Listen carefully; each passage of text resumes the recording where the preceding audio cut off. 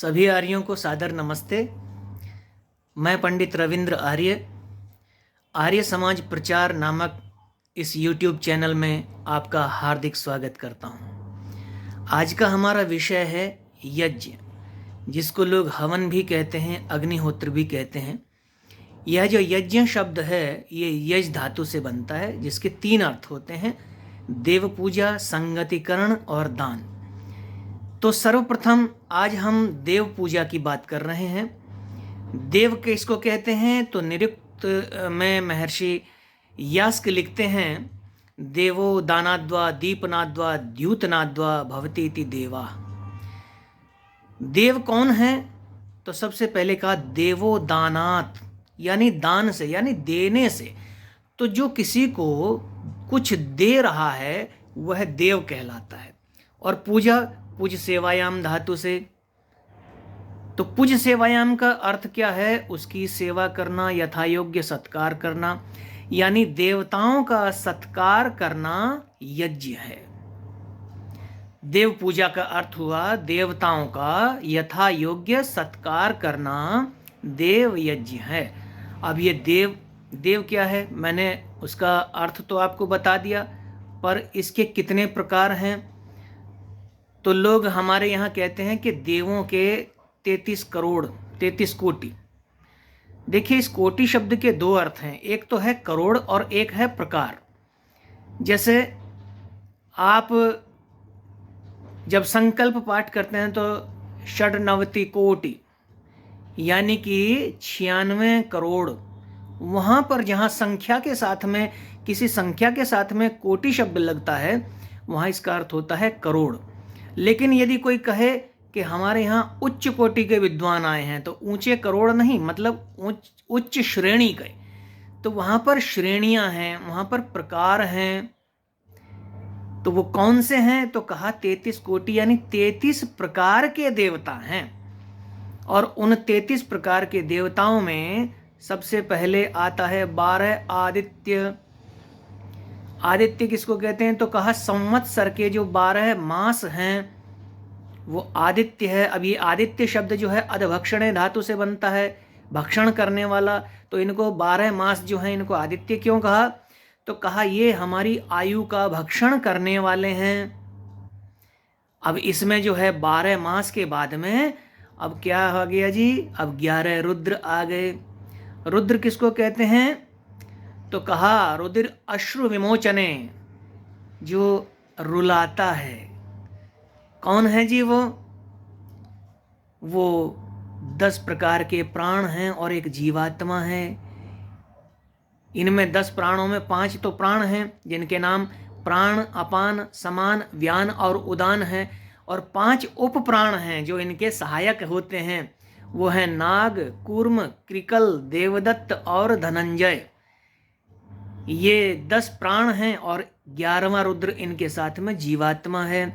तो ये क्यों रुलाते हैं, कब रुलाते हैं? तो बोले जब ये शरीर छोड़ते हैं, ये प्राण और ये आत्मा जब ये शरीर को छोड़ते हैं, तो जिसका शरीर छूट रहा होता है उसको भी कष्ट देते हैं, उसको भी रुलाते हैं। और जो उसके सगे संबंधी, उसके प्रियजन होते हैं, वो उनको भी रुलाते हैं। तो 12 आदित्य और 11 रुद्र मिलाकर हो गए 23।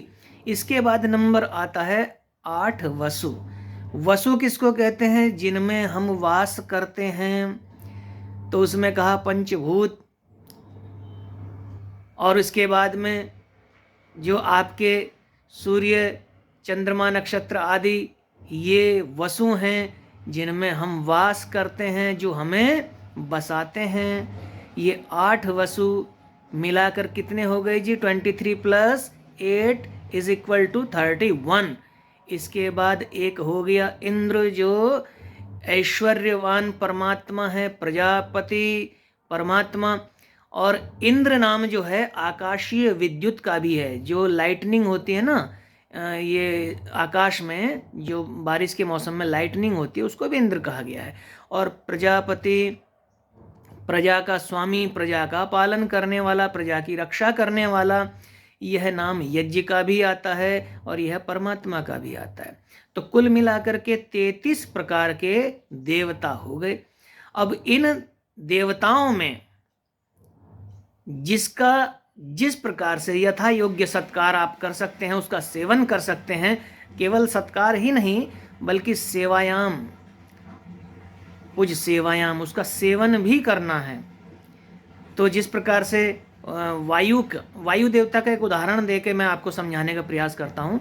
वायु का सेवन करना और सेवन के बाद वायु को यथा योग्य सामर्थ्य से पुनः शुद्ध करना, उसके वास्तविक स्वरूप में जैसा हमने लिया था वैसा उसको वापस कर देना, ये उसकी पूजा हुई। जल का भी जल आप पीते हैं तो आपके शरीर में जाता है, अंदर से भी शुद्धि करता है, बाहर से भी शुद्धि करता है, लेकिन जैसा आपने लिया था वैसा आप वापस नहीं करते हो। तो इसके लिए जल की शुद्धि का भी प्रयास करना चाहिए। ये जल देवता की पूजा हो गई। तो इस तरह से हम इन सब देवताओं का सेवन करें और सत्कार करें, उनका सदुपयोग करें, यह उनकी सेवा हुई, यह उनकी पूजा हुई। तो इसका अर्थ हो गया देव पूजा। अब देव भी दो प्रकार के हैं भाइयों, एक हैं जड़ देवता जो अभी तक मैं आपको गिना रहा था, और दूसरे हैं चेतन देवता। इसमें क्या आ गया, इसमें आत्मा और परमात्मा, ये दो चेतन हैं, प्रकृति जड़ है। तो प्रकृति से बने जितने भी पदार्थ हैं उनका सेवन कीजिए और जो चेतन हैं उनका सत्कार कीजिए, इसको कहते हैं देव पूजा। दूसरा है संगतिकरण। यज्ञ का दूसरा अर्थ है संगतिकरण। तो विद्वानों की संगति कीजिए, अच्छे अच्छे आर्ष ग्रंथों की संगति कीजिए। इनकी संगति करने से, विद्वानों की संगति करने से, बुद्धिमानों की संगति करने से, उनका अनुगमन करने से, ऋषियों की संगति करने से क्या होता है, मनुष्य तर जाता है, मनुष्य का कल्याण होता है। और तीसरा अर्थ यज्ञ का होता है दान। दान का अर्थ होता है देना। महर्षि मनु स्मृति में एक श्लोक लिखते हैं और वो कहते हैं, दानम भोगो नाश तिस्र गतयो भवन्ति वित्तस्य, यो न ददाति न भुंक्ते तस्य तृतीया गतिर्भवति। यानी दान, भोग और नाश, ये तीन गति धन की होती हैं। सबसे उत्तम गति मानी गई दान। माने आप जितना कमा रहे हैं, आप अपनी आवश्यकता के अनुसार उसमें से एक भाग रख करके उसमें से कुछ अपनी यथा सामर्थ्य, यथा श्रद्धा आप किसी अच्छे कार्य में दान करें। ये धन की सबसे उत्तम गति है। ये धन को पवित्र करता है, धन की शुद्धि इससे होती है। दूसरी गति भोग। यदि दान देने का आपके अंदर कलेजा नहीं है, आप दान नहीं देना चाहते, आप में श्रद्धा भी नहीं है, तो आप क्या करें, कम से कम अपने कमाए हुए धन को भोग तो लीजिए। बहुत सारे कंजूस लोग कमाते हैं पर खाते नहीं हैं, भोगते भी नहीं हैं उसको। उन्हें लगता है इसको इकट्ठा करके मैं छाती पर रख के लेके जाऊंगा या अपने बच्चों के लिए इकट्ठा करके रख दूं। एक पुरानी कहावत है, पूत कपूत तो क्यों धन सिंचे और पूत सपूत तो क्यों धन सिंचे। यानी पूत कुपुत्र है तो कितना भी धन संचय कर लो वो उसको नष्ट कर देगा, आपका जोड़ा हुआ धन किसी काम नहीं आएगा। और पूत सपूत है तो वो अपने लिए स्वयं कमा लेगा, आपको जोड़ कर रखने की आवश्यकता ही नहीं। तो दूसरी गति भोग, यानी जितना आपने कमाया उसको आप भोग तो लीजिए। और आगे महर्षि मनु कहते हैं, यदि न आपने धन का दान किया, न आपने धन को भोगा, तो इसकी तीसरी गति नाश, वो अवश्य होके रहेगी, उससे कोई बचा नहीं सकता। ना आपने दान दिया और ना आपने उसको भोगा तो इकट्ठा हो गया, डाकू आ गए, चुरा के ले गए, डॉक्टर के पास चला गया, पुलिस के पास चला गया, वकील के पास चला गया, और अगर इन सब से बच गया तो इनकम टैक्स वालों की रेड पड़ गई। और अगर इससे भी बच गया तो याद कीजिए, किसी भी दिन मोदी जी रात को 8 बजे आकर के कह देंगे कि आज रात 12 बजे से नोटबंदी की जा रही है, आपके सारे जमा नोट जो हैं वो आज से इलीगल हो गए, बेकार हो गए। क्या हुआ जी, नाश हो गया ना धन का। ना आप किसी को दान दे करके यश कमा पाए, पुण्य कमा पाए, और ना आपने उसको भोगा, तो उसका नाश हो गया। तो ये तीन अर्थ हैं, देव पूजा, अर्थात देवताओं का सेवन और उनका सत्कार, संगतिकरण यानी विद्वानों की आर्ष ग्रंथों की संगति करना, और उसके बाद में दान यानी कि अपने कमाए धन का एक भाग अपनी श्रद्धा से किसी अच्छे कार्य में आप सहयोग करते हैं, दान करते हैं, यह पुण्य कार्य है। एक बार कहते हैं महाभारत में एक कथा आती है युधिष्ठिर और यक्ष की। तो वहां यक्ष युधिष्ठिर से एक प्रश्न करते हैं, क मरिष्यतः सखा, मरने वाले का सखा कौन है, मरने वाले का मित्र कौन है, कौन मरने वाले के साथ जाता है। तो युधिष्ठिर वहां पर उत्तर देते हैं, दानम मरिष्यतः सखा, जो दिया हुआ दान है, जो किया हुआ पुण्य कर्म है, वह मनुष्य के साथ जाता है, वही मनुष्य का मित्र है। तो मेरे भाइयों बहनों, मेरे बुद्धिमान विद्वान श्रोताओं, दर्शकों, मैं आपसे यही कहना चाहता हूं कि यथा योग्य जितना हुआ करे अच्छे कार्यों में भाई दान दिया करो। क्या फ़ायदा हमारा पैसा पुलिस के पास, वकील के पास, डॉक्टर के पास, इनकम टैक्स वालों के पास, चोरों के पास, पता नहीं कहाँ चला जाएगा। तो ऐसा ना करें। यदि इन तीनों अर्थों को आप अपने जीवन में घटा रहे हैं तो आप याज्ञिक हैं। और आगे के वीडियो में मैं आप लोगों को ये भी बताने वाला हूँ कि यज्ञ को सही प्रकार से किस प्रकार करना चाहिए। आपको एक उदाहरण देता हूँ। एक दवाई बनाने वाले ने, जो औषधि ये फार्मा कंपनियां होती हैं, आयुर्वेदिक हो या एलोपैथी, मेरी किसी से कोई दुश्मनी नहीं, कोई मित्रता नहीं, एक उदाहरण दे रहा हूँ। किसी ने बड़ी सुंदर एक दवाई बनाई और कहा कि ये दवाई जो है ये कैंसर को ठीक करती है, और उसने गारंटी दे दी और साथ में लिख करके भी दिया कि कितनी मात्रा में, कितनी बार, कितनी देर के बाद ये दवाई आपको सेवन करनी है। आप दवाई भी ले आए, आपने वो पुस्तक को भी पढ़ लिया, और जैसे जैसे पुस्तक में लिखा था आपने दवाई खाई। तो क्या हुआ, जैसे पुस्तक में लिखा था वैसे आपने दवाई खाई, तो जो पुस्तक में गारंटी लिखी हुई थी कि कैंसर को ठीक करती है, दवाई कैंसर को ठीक करने लगी, आपको आराम मिलना शुरू हो गया। आपने 15 दिन तक किताब के हिसाब से दवाई खाई और फिर कहने लगे, लो जी अब क्या पूरी ज़िंदगी हम किताब के भरोसे रहेंगे, क्या हम कुछ नहीं जानते क्या? तो आपने अपनी जोड़नी शुरू कर दी या अपनी घटानी शुरू कर दी, उसमें से टाइम इधर उधर कर दिया, दवाई का अनुपात इधर उधर कर दिया। तो जब आप किताब के हिसाब से चल रहे थे तो किताब ने गारंटी दी थी, और भाई जब आप किताब के हिसाब से नहीं चलेंगे तो दवाई बनाने वाले ने, लिखने वाले ने जो गारंटी दी थी, उस गारंटी की कोई गारंटी नहीं है। तो ऋषियों ने जो जो यज्ञ जिस प्रकार से लिखा है उसको उसी प्रकार से करेंगे तो ऋषियों ने गारंटी दी है, ईजानाः स्वर्गयन्ति लोकम। जो यज्ञ करने वाले याज्ञिक हैं वो स्वर्ग को प्राप्त करते हैं। आयुर्यज्ञेन कल्पन्ताम, जो यज्ञ करने वाले हैं वो दीर्घायु को, लंबी आयु को प्राप्त करते हैं। तो ये गारंटियां कब हैं? जब हम उन ऋषियों के द्वारा रचे गए इन यज्ञों को उन ऋषियों के हिसाब से ही करते हैं।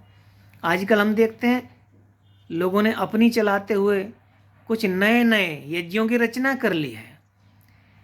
उन यज्ञों को आप देखेंगे, जैसे शांति कुंज वालों ने दीप यज्ञ, है ना, पौराणिकों ने वो मानस चौपाई यज्ञ, है ना, और कोई शतचंडी यज्ञ कर रहा है। अपने आर्य समाज में भी वेद पारायण यज्ञ होने लगे हैं, जिनका कहीं कोई विधान नहीं मिलता है, कहीं नाम भी नहीं मिलता है ऋषियों के ग्रंथों में।